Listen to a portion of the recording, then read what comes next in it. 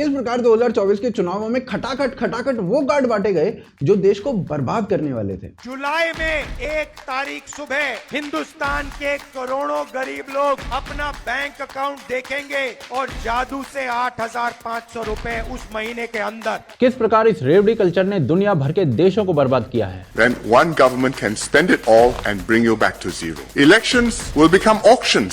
भारत में ये बर्बादी का रेवड़ी बांटो कार्यक्रम किसने शुरू किया? क्या है इतिहास लोगों को रिश्वत देने के इस कल्चर का? कैसे ये भारत को श्रीलंका बना सकता है? और आपको क्या करना है खटाखट आ रही इस बर्बादी से बचने के लिए? जानने के लिए वीडियो को अंत तक देखें और चैनल को सब्सक्राइब कर लें।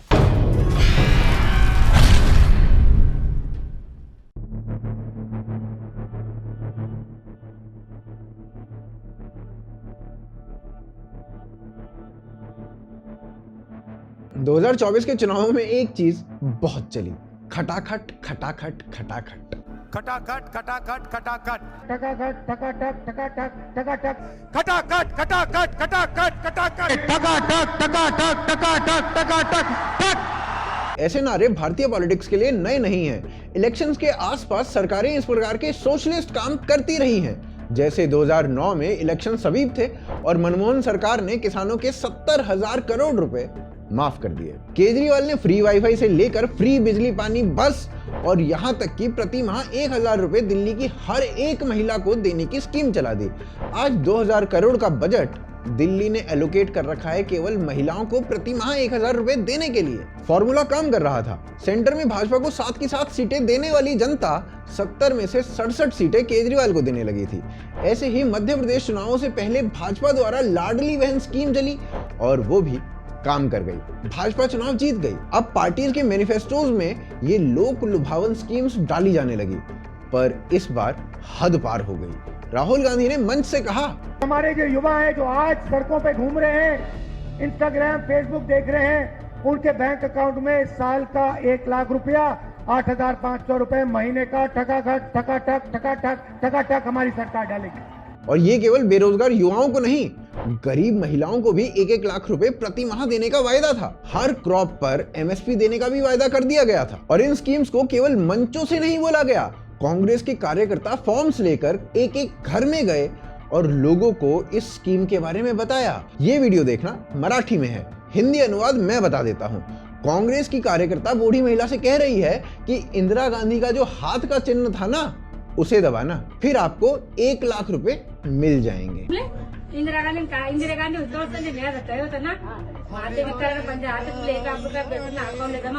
और चुनाव समाप्त होने के बाद अब महिलाएं, जिसमें अधिकतर मुस्लिम महिलाएं हैं, वो कांग्रेस के कार्यालय के बाहर कतार लगाकर खड़ी हैं कि उन्हें तो फॉर्म दिया गया था, वोट देकर आओ और वोट देने के बाद पैसे मिल जाएंगे। अब पैसे नहीं मिल रहे। लखनऊ में मुस्लिम महिलाएं गारंटी कार्ड लेने पहुंच गई हैं। महिलाओं का दावा है कि कांग्रेस की सरकार बनी है और उन्हें 5 जून को बुलाया गया था। पैसा मिलना था इसीलिए 8,500 महीना। सुबह से तो बढ़ चुके हैं, अब पैसे नहीं मिल रहा है। महिला पैसे लेने के लिए दिग्विजय सिंह के ऑफिस पहुंची तो सिक्योरिटी ने खदेड़ कर बाहर निकाल दिया।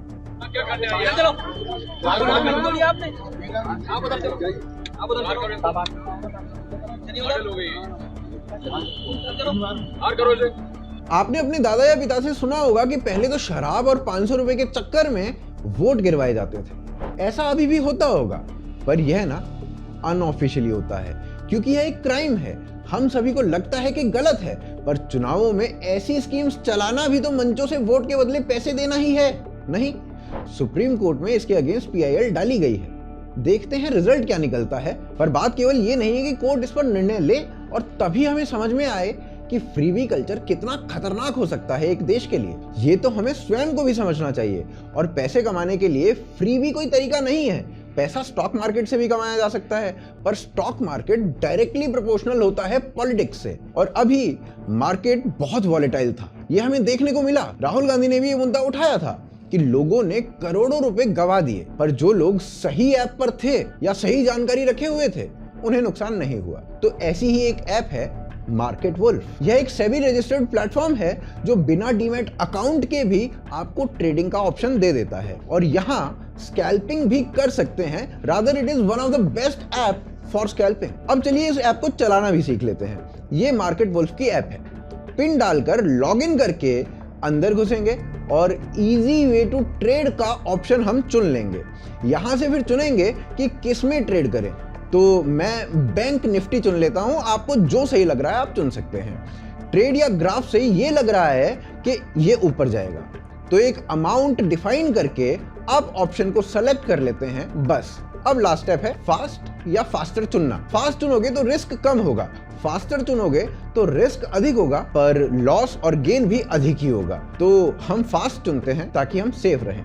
बस हो गया। इंपॉर्टेंट बात यह है कि 999 में आप मार्केट ऑप्शंस में भी डील कर सकते हैं यहाँ पर, और मात्र 99 रुपए में आजीवन ट्रेड कर सकते हो, जिसका कोई मेंटेनेंस चार्ज आपको नहीं देना होगा। फिर एक स्टॉप लॉस का ऑप्शन भी यहाँ पर आपको मिलता है। जैसे सपोज करो आप 1000 रुपए की ट्रेडिंग करते हो और चाहते हो कि लॉस जो हो वो मैक्सिमम 100 रुपए से ज्यादा ना जाए, तो आप यहाँ पर ये ऑप्शन चूज कर सकते हो कि इससे नीचे मेरा लॉस ना हो। जैसे ये देखिए, यहाँ विद इन 2 मिनट्स 1800 रुपए का प्रॉफिट भी बुक हो गया है। फिर यहीं पर आपको सेबी द्वारा लाइसेंस रिसर्चर्स के जो एनालिसिस होते हैं वो प्रोवाइड कराए जाते हैं कि कौन कौन से स्टॉक्स आप ले सकते हो। साथ ही ब्रोकरेज के रूप में प्रॉफिट पर आपको 19 रुपए और लॉस पर मात्र 9 रुपए ब्रोकरेज देना होता है, जो कि बाकी मैक्सिमम सभी एप्स पर 20 रुपए की होती है, दोनों ही केसेस में, चाहे लॉस हो या प्रॉफिट। तो ऑल इन ऑल ये ऐप इजी है और सेफ भी है। तो आप तुरंत इस ऐप को डाउनलोड करिए, लिंक जो है आपको वो पिन कमेंट और डिस्क्रिप्शन में मिल जाएगा। बाकी इस फ्रीबी कल्चर या रेवड़ी कल्चर का जो इतिहास है वो क्या है और इसका इम्पैक्ट भारत के ऊपर क्या पड़ सकता है, उसको देखने के लिए आगे चलते हैं।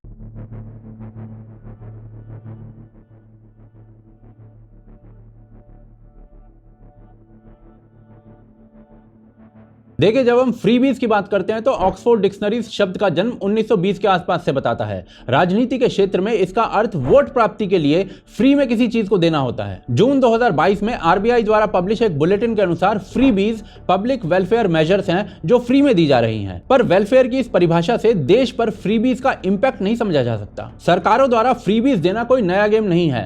रोमन्स अपनी प्रजा को फ्री में अनाज बांटते थे और आज भारत की सरकार भी अपने लोगों को फ्री में अनाज बांटती है। रोमन कालखंड में रोम के शहरों में लोग बढ़ते जा रहे थे, आबादी बढ़ती जा रही थी, लोग भूखे मर रहे थे और साफ सफाई की कोई सुविधा नहीं थी। लोगों ने इस पूरी स्थिति के विरुद्ध दंगे आरंभ कर दिए। रोमन राजाओं ने इससे निपटने के लिए लोगों को फ्री रोटी और सड़क बाजारों में फ्री एंटरटेनमेंट देना आरंभ कर दिया, जैसे कि पशुओं की लड़ाई, परेड, फेस्टिवल, सर्कस, पशु दौड़ वगैरह वगैरह। बस लोग इतनी ही चीजें मिलते ही शहरों में मची हुई अव्यवस्था पर प्रश्न करना भूल गए। मध्यकालीन समय में चर्च भी फ्री में वेलफेयर प्रोग्राम चलाती थी। वहीं इस्लाम में ज़कात के कॉन्सेप्ट के कारण आपको अपनी कमाई का कुछ प्रतिशत देना अनिवार्य हो जाता है, जिसका प्रयोग कम्युनिटी के लिए किया जाता है। इसके पश्चात आधुनिक समय में 18वीं और 19वीं शताब्दी आते आते औद्योगिक क्रांति के कारण लोगों का शहरों की ओर पलायन बढ़ गया, जिसके कारण शहरी गरीबी बढ़ी और शहरों पर वेलफेयर स्कीम्स का दबाव आने लगा और विश्व युद्ध के पश्चात इसमें और वृद्धि हुई। परंतु जरूरत के आधार पर दी जाने वाली फ्रीबी और राजनीतिक आधार पर दी जाने वाली फ्रीबी में अंतर होता है।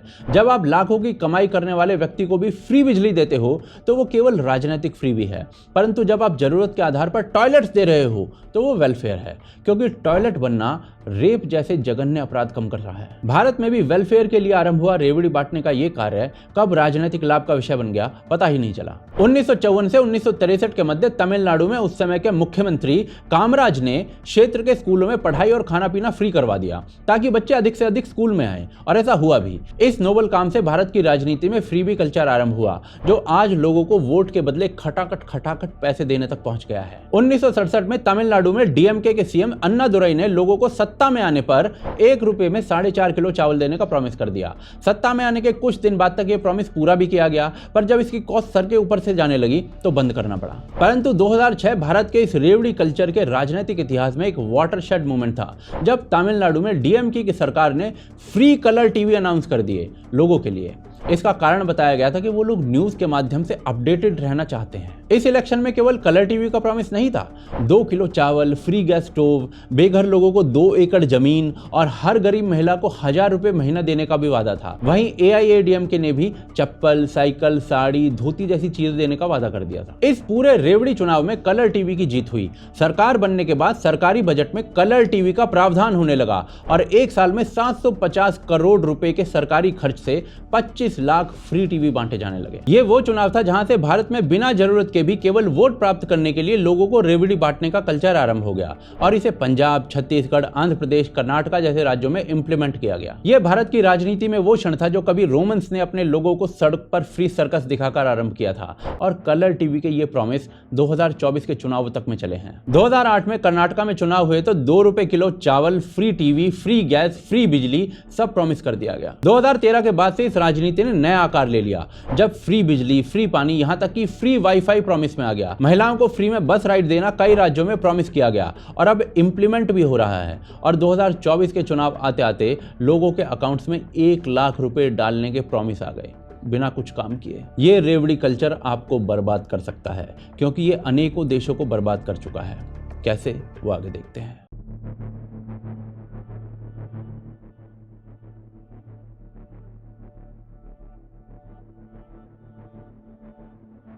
देखिए, सवाल ये उठाया जाना चाहिए कि 2024 के चुनाव में जो खटाखट 1 लाख रुपए हर वर्ष आपको देने का प्रॉमिस किया गया था, ये पैसा आता कहां से है? सरकार के पास पैसा कमाने के कुछ सोर्सेज होते हैं, जैसे कि लोगों की कमाई पर इनकम टैक्स लगाना, व्यापारियों पर जीएसटी लगाना या फिर विदेशों से आ रहे माल पर कस्टम टैक्स लगाना और ये जो टैक्स इकट्ठा हुआ इस पर इंटरेस्ट से कमाना। इसके अतिरिक्त पब्लिक सेक्टर यूनिट्स होती हैं जो कि अधिकांश प्रॉफिट में तो नहीं रहती, यानी कि सरकार के पास जो पैसा होता है उसका अधिकांश हिस्सा लोगों पर टैक्स लगाकर आता है और इस टैक्स के पैसे से सरकार का उत्तरदायित्व होता है कि वो सड़कें, रेलवे, पोर्ट जैसे इंफ्रास्ट्रक्चर को आधुनिक करे, पर्यावरण को बेहतर करे, ग्रीन एनर्जी के साधन उपयोग में लाए। पर सरकार इस पैसे को लोगों में कलर टीवी बांटने में या खटाखट स्कीम में लगा देती है। अब यहाँ पर लोग प्रश्न पूछ सकते हैं कि भाई आधुनिक सड़कें ही क्यों बनानी है, लोगों के अकाउंट में डायरेक्ट पैसा डाल दो। तो ये अच्छी आधुनिक सड़कें जब बनती है ना, तो एक स्थान से दूसरे स्थान तक माल की आवाजाही जो होती है वो सरल हो जाती है, पैसा कम लगता है बिजनेस में और बिजनेस करने की कॉस्ट जो हो जाती है वो कम हो जाती है, जिससे कंपनीज आपके देश में आने लगती हैं और फैक्ट्रीज बनने लगती हैं जहां सामान्य लोग, हमारे आपके जैसे लोग नौकरी करते हैं और वो पैसा कमाते हैं जिससे वो खुद कलर टीवी ले सके। अब ऐसे में आप स्वयं सोचिए कि कलर टीवी सरकार से चाहिए या अच्छे इंफ्रास्ट्रक्चर की मांग करके अच्छी सड़क, अच्छी नौकरी और कलर टीवी तीनों चाहिए। परंतु लोग आसान मार्ग चुन लेते हैं, यानी कि रेवड़ी, और इसका इंपैक्ट केवल बर्बादी होता है। कर्नाटक में केवल 2024 में सरकार 4,500 करोड़ रुपए महिलाओं को फ्री बस राइड देने में अपनी जेब से लगाने वाली है। 2025 में इस चीज का बजट 6,000 करोड़ रुपए होगा। दिल्ली सरकार इस काम में लगभग 6,000 करोड़ रुपए खर्चती है, जो कि अधिकांश महिलाएं इजीली पे कर सकती हैं। दिल्ली सरकार बिजली फ्री देने में 3500 करोड़ खर्च करती है, लगभग 7,000 करोड़ रुपए फ्री पानी में। दिल्ली का बजट लगभग 76,000 करोड़ रुपए का है 2024-25 में। इसमें से लगभग 17,000 करोड़ रुपए केवल ये 3 रेवड़ी बांटने में लग जाता है। अब ऐसी स्थिति में आप टीचर्स की, एम्प्लॉइज की सैलरी नहीं दे पाते हो क्योंकि आपके पास पैसा होता ही नहीं है और आप सेंटर की तरफ फिर हाथ फैला देते हो। सेंटर भी कहां से लाए पैसा? तो वो वर्ल्ड बैंक से मांगता है। जो पैसा मांगा जाता है वर्ल्ड बैंक से वो फिर फ्रीबीज में दोबारा से डाल दिया जाता है, सरल शब्दों में अंधे कुएं में। आप वर्ल्ड बैंक से लिया हुआ लोन नहीं चुका पाते, इसके बाद उस लोन को चुकाने के लिए एक और लोन लिया जाता है, फिर एक और लोन लिया जाता है, फिर एक और लोन लिया जाता है और उसके बाद एक और इस तरह एक दिन देश डिफॉल्ट कर जाता है। परंतु डिफॉल्ट होने के बाद क्या होता है? डिफॉल्ट होने के बाद आईएमएफ जैसी ऑर्गेनाइजेशंस की शर्तें माननी पड़ती हैं। आपका देश और अधिक पैसा छापना शुरू कर देता है जिससे महंगाई बढ़ती है। आपकी गैस से लेकर सामान्य राशन तक महंगा हो जाता है। महंगाई होने से बिजनेस यूनिट्स अपनी फैक्ट्रीज बंद करने लगते हैं कॉस्ट कम करने के लिए, जिससे अनएम्प्लॉयमेंट बढ़ता है। अब बिना कमाने वाला व्यक्ति टैक्स कहां से देगा? तो सरकार के पास जो थोड़ा बहुत पैसा आ भी रहा होता है वो भी नहीं आता। एजुकेशन और हेल्थ जैसी कुछ सर्विसेज जो सरकार दे रही होती हैं वो भी चरमरा जाती हैं। लोग ऐसी स्थिति में रोष में आ जाते हैं। कई देशों में ऐसी स्थिति में दंगे होते हैं, लोग राष्ट्रपति के घरों में घुस जाते हैं, सरकार में बैठे लोग देश छोड़कर भाग जाते हैं और फिर ऐसे ही कुछ देशों में गृह युद्ध होता है सत्ता के लिए। सब शुरू होता है रेवड़ी कल्चर से। क्या दुनिया में ऐसे कुछ देशों के उदाहरण हुए हैं जो ऐसे बर्बाद हुए हैं? कई देश हैं ऐसे जिनका हश्र आगे देखते हैं।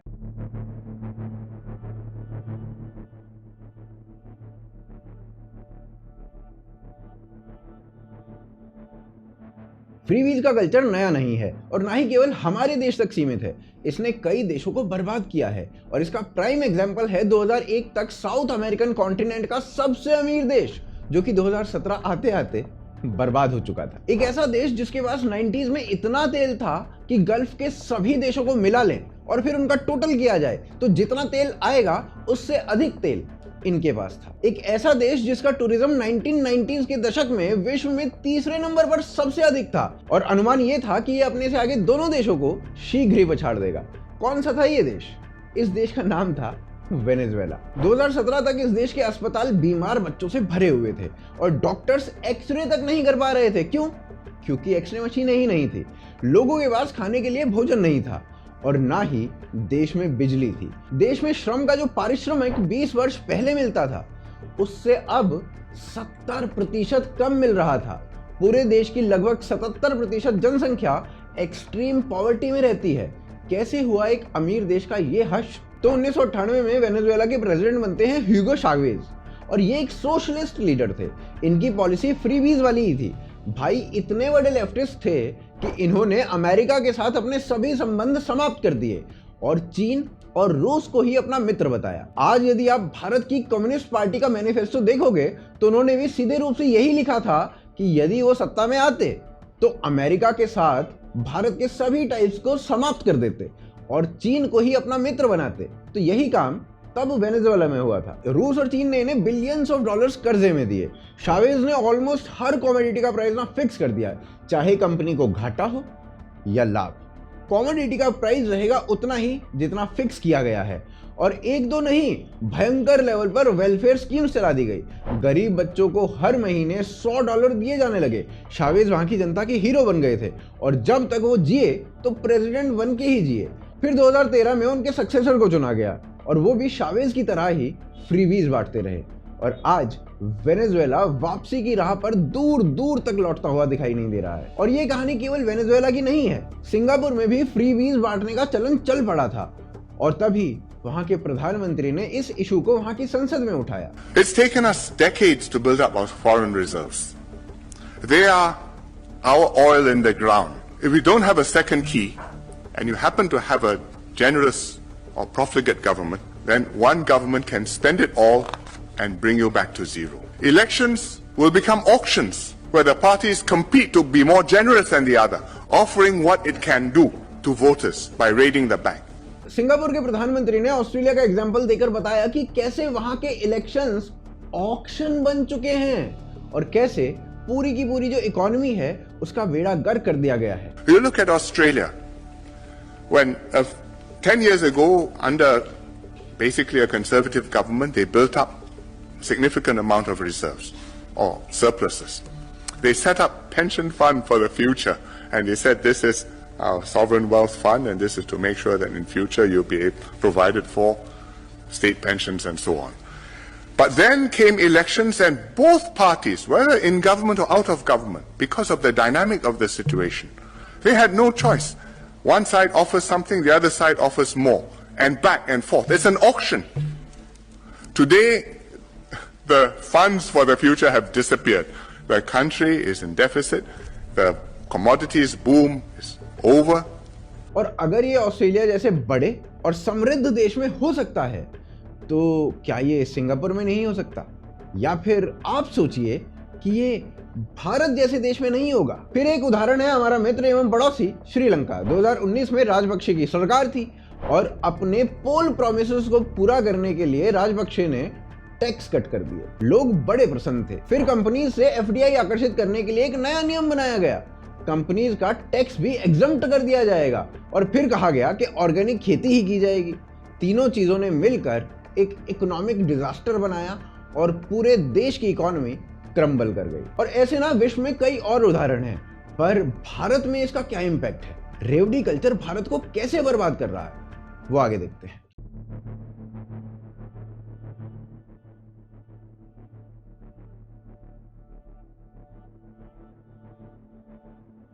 देखिए, जहां तक परिभाषा का प्रश्न है तो फ्रीबीज में हर वो चीज आ जाती है जिसका मूल्य सरकार द्वारा वसूल नहीं किया जा रहा है, चाहे वो बच्चे की शिक्षा या फिर पोषण देना ही क्यों ना हो या फिर टॉयलेट बनवाना ही क्यों ना हो। और इसी कारण से इन्हें दो कैटेगरीज में डाला जाता है, मेरिट फ्रीबीज और non merit freebies. Merit freebies जैसे कि लोगों के लिए टॉयलेट बनवा देना जिससे महिलाओं पर होने वाले रेप्स कम हुए। वहीं दूसरी ओर WHO के आंकड़ों के अनुसार ये टॉयलेट बनने से भारत में 1,80,000 ऐसी मृत्यु जो डायरिया से होती थी वो भी अब नहीं हो रही। दूसरी ओर 80 करोड़ लोगों को फ्री में राशन, या फिर दिल्ली में हर महिला को फ्री में बस राइड करवाना, या फिर कलर टीवी बांटना, ये सब नॉन मेरिट फ्रीबीज में आता है। दिल्ली की अधिकांश महिलाएं बस का किराया भर सकती हैं। तो यहाँ पर डिस्टिंग्विश करना आवश्यक हो जाता है कि भाई बांटे जाने वाली रेवड़ी सही है या गलत, क्योंकि फ्रांस जैसे देशों में मेडिकल स्कूल छात्रों को फ्री में पढ़ा रहे हैं। अनेक देश एजुकेशन और हेल्थ फ्री में देते हैं। भारत में 2006 के चुनावों के पश्चात सरकार की पॉलिसी के रूप में फ्रीबीज बहुत बढ़ गई हैं, जिसे आप स्क्रीन पर भी देख सकते हैं। अब इनमें से कई पॉलिसीज आवश्यक भी कही जा सकती हैं, जैसे कि जन धन योजना, और कई इनमें केवल इनकम गारंटी स्कीम है। तमिलनाडु के फ्रीबी कल्चर के कारण तमिलनाडु के लोग आलसी होते जा रहे हैं। ये मैं नहीं कह रहा हूं, तमिलनाडु के हाई कोर्ट ने कहा है। 2022 वित्तीय वर्ष की ये टेबल देखिए। आंध्र प्रदेश अपने रेवेन्यू का 30% लोगों को रेवड़ी बांटने में लगा रहा था, झारखंड 26%, मध्य प्रदेश 28%, पंजाब 45% और बंगाल 23%, हरियाणा 0.9%। सरल शब्दों में आम आदमी पार्टी द्वारा शासित पंजाब सबसे अधिक रेवड़ी बांट रहा था, और यही घातक है। पंजाब पर लगभग 8,500 करोड़ रुपए का कर्ज है। 5,000 करोड़ रुपए यानी कि 5,000 करोड़ रुपीस पंजाब को फ्री बिजली बांटने के लिए चाहिए, और 15,000 करोड़ रुपीस पंजाब की महिलाओं को बांटने के लिए चाहिए। सोचिए कि मैं अपने घर पर लिया लोन वापस नहीं दे पा रहा हूं बैंक को। बैंक ने मेरा घर गिरवी रख लिया है और मैं उससे भी बड़ा घर खरीदने के लिए लोन मांग रहा हूं। भारत में आम आदमी पार्टी के द्वारा इन प्रोमिसेस पर चुनाव जीतने के पश्चात ये प्रोमिसेस ऑलमोस्ट हर राज्य की पॉलिटिकल पार्टीज कर रही हैं, और मामला इतना बढ़ चुका है कि प्रधानमंत्री तक इस पर बोलने लगे हैं। 15th फाइनेंस कमीशन के अधिकारी NK सिंह के अनुसार भारत का हाल श्रीलंका जैसा हो सकता है यदि राज्यों में ये रेवड़ी बांटने का कल्चर ऐसे ही चलता रहा तो। 2021 में मद्रास हाई कोर्ट को कहना पड़ा था कि गवर्नमेंट को फ्रीबीज के लिए एलोकेटेड जो फंड हैं उनको जॉब क्रिएशन और इंफ्रास्ट्रक्चर में लगाना चाहिए। एक एस्टिमेट के अनुसार कर्नाटका सरकार को अपने पोल प्रॉमिसेस पूरे करने के लिए लगभग 60,000 करोड़ रुपए चाहिए, जिसके लिए वो केंद्र पर आश्रित होगी। जब नहीं मिलेगा तो दक्षिण के राज्यों पर डिस्क्रिमिनेशन का आरोप लगाया जाएगा और देश में नफरत फैलेगी। ये प्रॉमिसेस केवल देश को इंपैक्ट नहीं कर रहे हैं, चुनावों को भी कर रहे हैं, कई कारणों से।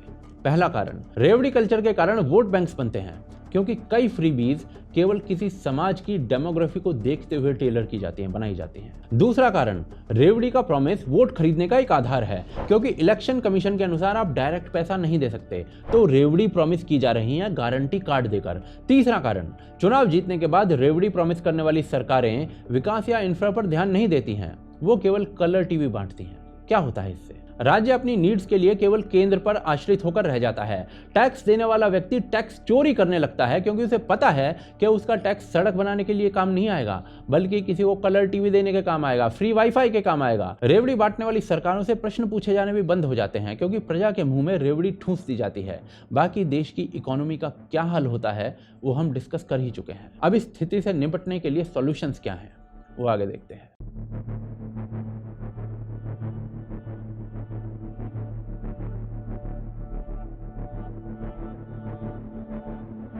तो चलिए अब समस्या समझने के बाद सॉल्यूशंस की ओर बढ़ते हैं।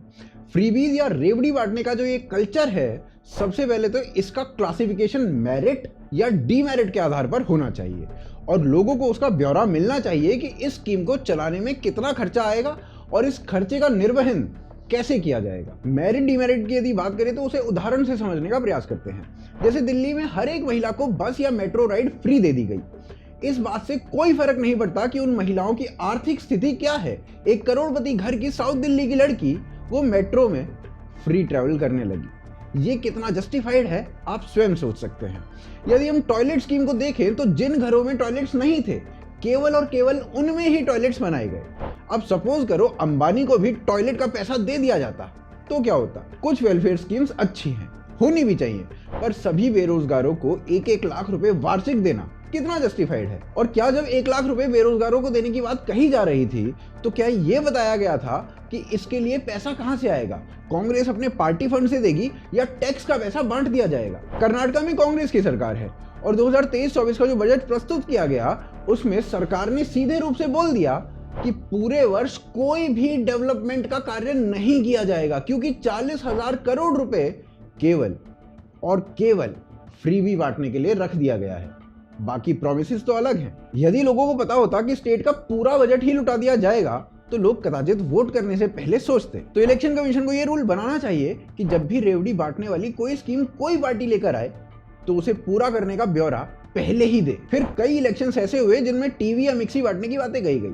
साउथ की पॉलिटिक्स में यह बहुत अधिक रेलेवेंट है, स्पेसिफिकली तमिलनाडु की। तो ऐसे टीवी बांटना और ब्राइब देना, इनमें क्या अंतर है? और सरकार इसे वेलफेयर स्कीम के रूप में चलाती है। इस पर पूर्ण प्रतिबंध लगना चाहिए और लोगों को भी सोचना चाहिए कि जो इसका पैसा होगा वो कौन देगा। और इसके लिए एक बात यह भी आवश्यक है कि भारत में निम्न वर्ग से मध्यम वर्ग की ओर लोग बढ़ें ताकि इस मुद्दे को चुनावी मुद्दा ना बनाया जा सके। भारत में मात्र 31% जनता ही मिडिल क्लास है। तो ये नंबर जैसे जैसे बढ़ेगा वैसे वैसे टीवी मिक्सी बांटना चुनावी मुद्दा बनना बंद हो जाएगा। और जैसा कि सिंगापुर के प्रधानमंत्री ने कहा था कि एक पार्टी रेवड़ी बांटने लगती है तो दूसरी पार्टी उससे अधिक रेवड़ी बांटने का वादा कर देती है। इलेक्शन ना रहकर ऑक्शन हो जाता है।